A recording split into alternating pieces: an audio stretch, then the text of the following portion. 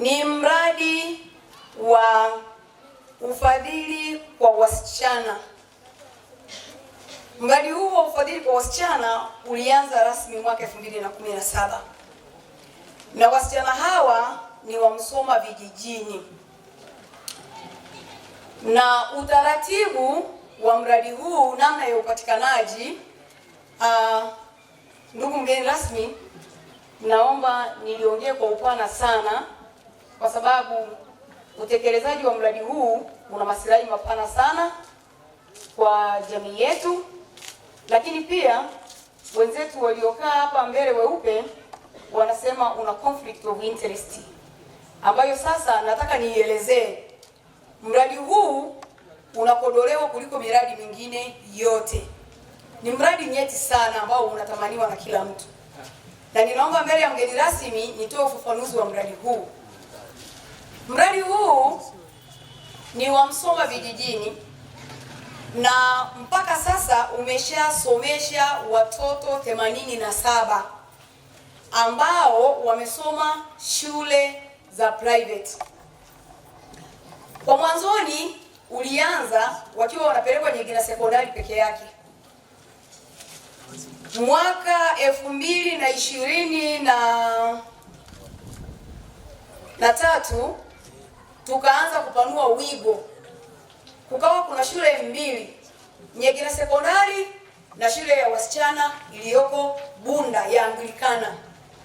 Kwa hiyo wazazi na watoto walikuwa wanakaa wanajadili anataka aende shule ipi, na tunawapatia ufafanuzi.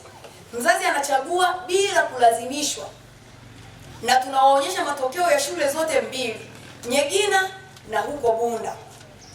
Na kwa maana hiyo sasa mradi huu hauegemei upande mmoja, unaenda hata kwa Waanglikana.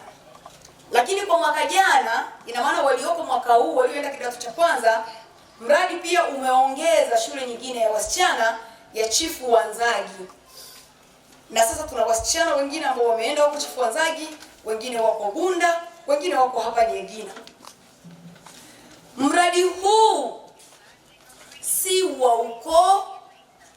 Mradi huu si kwa ajili ya wanufaika ambao ni watumishi wa hapa au wa upande wowote.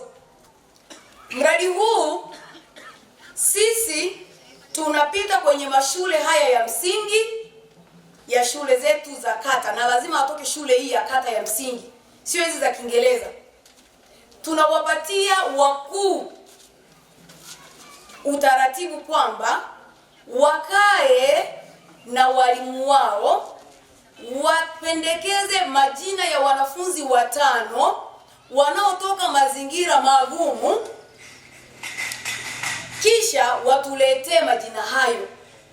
Hayo majina ndio tunawasiliana na wazazi kuwapigia simu na kuwapa utaratibu wa kuja kufanya mitihani hapa, na wanalipia shilingi 10,000 ya ufanyaji wa mitihani ili isaishwe na kutoa matokeo hayo walimu wanaoshinda hapa. Kumbe ijulikane hivyo, na ndivyo ilivyo. Lakini niliseme kwenu kwa wazi, mradi huu umekuwa na marumbano kwa sababu ya sintofahamu na maneno ya pembeni. Na mimi napenda kunyooka kwa sababu nimenyooka na sitaki ugomvi na mradi huu kama mratibu. Wakuu kwa namna nyingine wanapendekeza watoto ambao hawana vile vigezo tunavyovihitaji. Muda mwingine wanatukosea. Muda mwingine tunaletewa taarifa mtoto ameshaingia, na kumtoa tunaona tunamkosea haki.